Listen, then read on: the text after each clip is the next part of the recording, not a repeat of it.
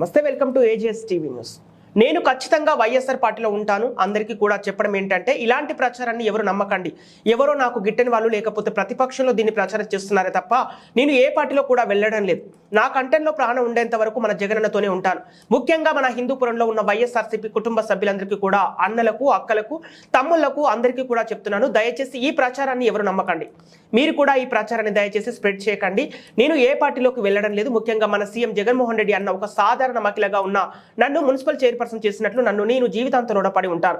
అలాగే వైఎస్ఆర్సీపీ అభ్యర్థులు శాంతమ్మకి, దీపికమ్మకి ఖచ్చితంగా పార్టీని గెలిపించే దిశగా నా వంతు సహాయ సహకారాలు అందిస్తారని చెప్పారు.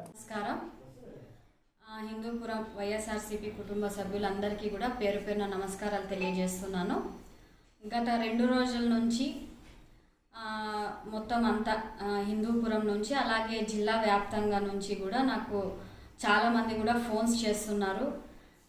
ఏం మేడం, మీరు వేరే పార్టీ టీడీపీలోకి వెళ్ళిపోతున్నారంట, కొంతమంది కౌన్సిల్ పిలుచుకొని వెళ్ళిపోతున్నారా అని చాలామంది ఫోన్లు చేస్తున్నారు. అందరికీ కూడా తెలియజేయింది ఏమనగా, దయచేసి ఈ ప్రచారాన్ని ఎవ్వరూ నమ్మకండి. నేను ఖచ్చితంగా మన జగనన్న వెంటే ఉంటాను, మన వైఎస్ఆర్సీపీలోనే ఉంటాను. అందరికీ కూడా చెప్పడం ఏమంటే, ఇలాంటి ప్రచారాన్ని ఎవ్వరూ నమ్మకండి. ఎవరో నాకు గిట్టని వాళ్ళు లేకపోతే ప్రతిపక్షం వాళ్ళు దీన్ని ప్రచారం చేస్తున్నారే తప్ప నేను ఏ పార్టీలో కూడా వెళ్ళడం లేదు.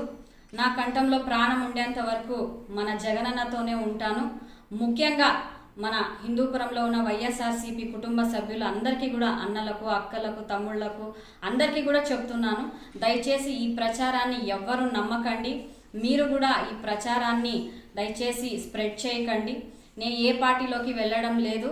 ముఖ్యంగా మన సీఎం జగన్మోహన్ రెడ్డి అన్నగారు, నేను ఒక సాధారణ గృహిణిగా ఉండి ఒక బీసీ మహిళని ఈరోజు ఈ రాష్ట్ర వ్యాప్తంగా మొదటి స్థానంలో నన్ను నిలబెట్టినారు.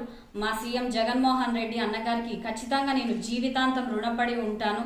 ఖచ్చితంగా జగనన్న ఇచ్చిన ఏవైతే ఆదేశాలు ఉన్నాయో అవన్నీ కూడా నా వంతు నేను ఖచ్చితంగా కృషి చేస్తాను. అదేవిధంగా హిందూపురంలో మన ఎమ్మెల్యే అభ్యర్థి అయిన దీపిక అక్క గారిని, అలాగే ఎంపీ అభ్యర్థి అయిన బోయ శాంతమ్మ అక్క గారిని ఖచ్చితంగా గెలిపించే దిశలో ఖచ్చితంగా నా ప్రధాన పాత్ర ఉంటుందని, నా పాత్ర ముఖ్యంగా ఉంటుందని కూడా ఈ సందర్భంగా తెలియజేస్తున్నాను.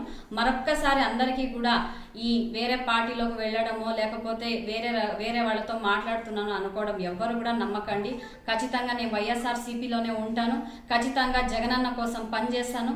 జగనన్న పార్టీ గెలిపించడానికి ఖచ్చితంగా నేను ముందు ఉంటాను.